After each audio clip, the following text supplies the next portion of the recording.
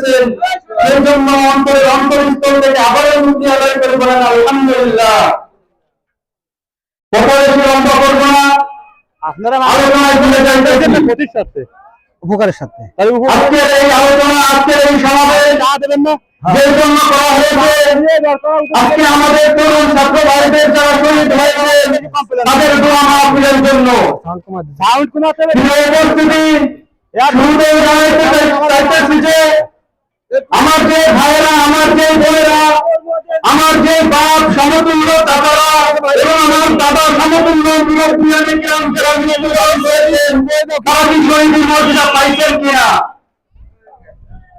হাদিসের দিকে লক্ষ্য করলে দেখা যায় বুখারী শরীফে শহীদের মর্যাদা সম্পর্কে শহীদ কারা এ সম্পর্কে আলোচনা করেছেন। নবী করিম সাল্লাল্লাহু আলাইহি ওয়াসাল্লাম বলেছেন, যারা আল্লাহ তাআলার দ্বীন কায়েমের জন্য আল্লাহ তাআলার রাস্তায় কাফেরের হাতে মৃত্যুবরণ করে তারাই একমাত্র শহীদ। শহীদের আলোচনা করতে গেলে আমাকে সর্বপ্রথম আলোচনা করতে হবে শহীদ হচ্ছে দুই প্রকার, একটা হচ্ছে শহীদে হাকিকি, একটা হচ্ছে শহীদে হুকমি। শহীদে হাকিকি কাকে বলে এবং শহীদে হুকমি কাকে বলে সে সম্পর্কে আলোচনা করবে ইনশাআল্লাহ। শহীদে হাকিকি বলা হয় যারা আল্লাহ তাআলার দ্বীন কায়েমের জন্য, আল্লাহ তাআলার বিধান কায়েমের জন্য কাফেরদের হাতে, সর্বস্ব বাহিনীর হাতে মৃত্যুবরণ করে তারাই শহীদ। এটাই হচ্ছে শহীদে হাকিকি। খাইছিলাম তো এবং শহীদে হুকমি কাকে বলে? শহীদে হুকমির কথা বলতে গেলে বলতে হবে যারা দ্বীন কায়েমের জন্য, আল্লাহ তাআলার বিধান কায়েমের জন্য সশস্ত্র বাহিনীর হাতে এবং নিজের জান মালকে হেফাজত করার জন্য, পেটের দায়ে এবং নিজেদের জান মালকে হেফাজত করার জন্য মৃত্যুবরণ করে তারাই শহীদ। মুসলিম শরীফে হাদিসের মধ্যে আসছেন নবী করিম সাল্লাল্লাহু আলাইহি ওয়াসাল্লাম সাহাবায়ে কিরামকে বললেন গরম নেবেন যে কারা শহীদ? এমন সাহাবারা বলেন কারা শহীদ? সাহাবায়ে কিরাম আল্লাহ বলেন শহীদ তো তারাই যারা দ্বীন কায়েমের জন্য সশস্ত্র বাহিনীর হাতে মৃত্যুবরণ করছে, তারাই শহীদ। তখন নবী করিম সাল্লাল্লাহু আলাইহি ওয়াসাল্লাম বললেন এরা যদি শুধু শহীদ হয় তাহলে কিয়ামতের দিন শহীদের সংখ্যা খুব কম হবে। শহীদের সংখ্যা যদি কম হয় তাহলে কিয়ামতের দিন আমার বন্ধু শাহাদাত যারা বরণ করেছেন তাদের সংখ্যা খুব কম হবে। সাহাবায়ে কেরাম বললেন ইয়া রাসূলুল্লাহ, তাহলে আর কারা এমন শহীদ আছে? যারা কারা এমন শহীদ আছে? নবী করিম সাল্লাল্লাহু আলাইহি ওয়াসাল্লাম বলেন যারা পেটের দায়ে মহামারীর কারণে এবং জালেম সরকার থেকে জুলুমের অত্যাচার থেকে যারা জুলুমের অত্যাচারকে মুক্ত করার জন্য যারা জীবন দিয়েছে তারাই শহীদ। এরাও শহীদের মর্যাদা পাবে, কিয়ামতের দিন উঠবে, এরাই শহীদি মর্যাদা পাবে। এই শহীদ করছে কারা? এই শহীদ কে করছে? আমার এই ছোট ছোট ভাইদেরকে, আমার এই ছোট ছোট বোনদেরকে, আমার এই ছোট ছোট বাচ্চাদেরকে এবং আমার বাপ সমতুল্য দাদাদেরকে এবং মুরব্বীদেরকে কে শহীদ করছে? আমরা যদি সেদিকে লক্ষ্য করি তাহলে আমাদেরকে দেখতে হবে এই বাংলাদেশের স্বৈরাচারী সরকার যিনি আমাদের এই দেশে ছিলেন, সেই জন্য তিনি আমাদের এই ছোট ছোট বাচ্চাদের, মুরব্বীদেরকে, আমার ভাই বোনদেরকে হত্যা করছে এবং শহীদ করছেন। বলতে গেলে বহুত কথা বলা যায়, কিন্তু আজকের বেদনের শহীদ বুকে কষ্ট নিয়ে, হাজার কষ্ট নিয়ে আজকে এই মঞ্চে এসে হাজির হয়েছি। প্রিয় উপস্থিতি, আজকে থেকে যখন 2013 সালে 5ই মে যখন নতুন ইসলামের আন্দোলন চলছিল, তখন শত শত আলেমদেরকে, শত শত মুসল্লিদেরকে, আল্লাহ তাআলার প্রিয় বান্দাদেরকে সেদিন 5ই মে স্বৈরাচারী সরকার আমাদেরকে মুসলমানদেরকে খুন করা হয়েছিল। আজকে সেই 5ই আগস্টে আমি সেখানে ছিলাম এবং বলতে চাই এবং শোষককে দেখা, যেখানে যাত্রাবাড়িতে পাখির মতো গুলি করে করে মুসলমানদেরকে, আমার ভাইদের বোনদেরকে, ছাত্র ভাইদেরকে মারা হয়েছে, শহীদ করা হয়েছে। আমাদের এক জামাতে দাওয়াত ছাত্রদের যারা আছে তারা এক জামাতে 250 জনের উপর আহত এখনো। কেন তাদেরকে খুন করা হলো? কেন তাদেরকে খুন করা হলো?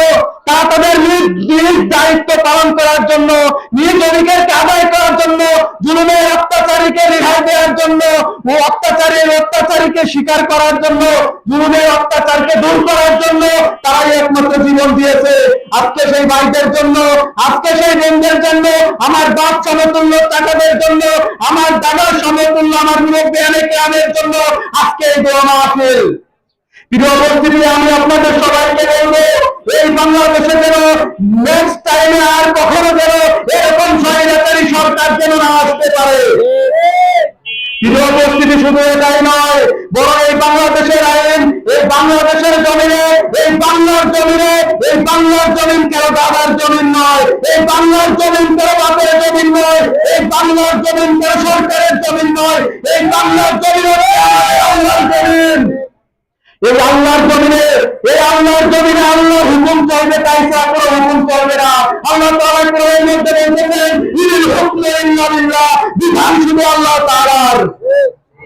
আল্লাহ তাআলা যে বিধান জারি করছেন, যে নিয়ম নীতি শিখিয়েছেন, আমাদের নবী যে নিয়ম নীতি শিখিয়েছেন, আমাদের আল্লাহ যেরকম ভাবে হুকুম শিখিয়েছেন, সেইভাবেই একমাত্র আল্লাহ তাআলার জমিনে আল্লাহ তাআলার বিধানকে মেনে চলবো। অন্য কোন সরকার এসে, অন্য কোন মানুষ এসে এই নিয়ম লঙ্ঘন করবে, এটা আমরা কখনোই হতে দিব না। প্রিয় উপস্থিতি, কাজে বলতে চাই, যারা এই অত্যাচারী এবং জুলুম করছে, আল্লাহ তাআলা তাদের জন্য, আল্লাহ তাআলা তাদেরকে যেন হিদায়াত দান করেন। প্রিয় উপস্থিতি, শেষ পর্যায়ে একটা কথা বলতে চাই, আমার ভাইদেরকে যারা শহীদ করছেন, আমার ভাইদেরকে যারা শহীদ করছেন, তারা হচ্ছে পাপাচারী লিপ্ত হওয়া ব্যক্তি, এবং যারা শহীদ হয়েছেন, এবং যারা মারা গেছেন, ছোট থেকে নিয়ে বৃদ্ধা পর্যন্ত যারাই মারা গেছেন তারাই শহীদ।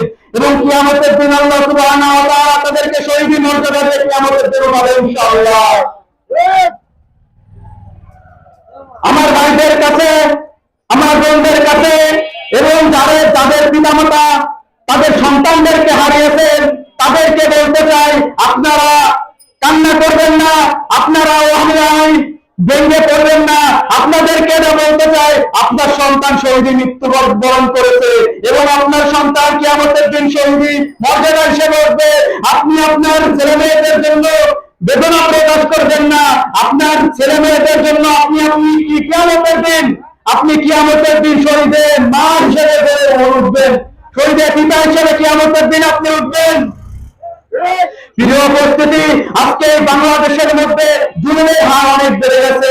যেখানে বাংলাদেশের মধ্যে আগে কোন নিয়ম নীতি ছিল না, এবং আমার ভাইরা এবং বোনরা সেটা পুরো বাংলাদেশের প্রত্যেকটা স্থানে, প্রত্যেকটা জায়গায় আজকে আমার ভাইরা, আমার বোনেরা এবং আমার মাদ্রাসার ছাত্র ভাইরা আজকে ট্রাফিকের দায়িত্ব পালন করে দেখিয়ে দিয়েছে। বাংলাদেশের ট্রাফিক পুলিশের থেকে হাজার হাজার গুণ ভালোভাবে ট্রাফিক পুলিশের দায়িত্ব তারা পালন করতেছে।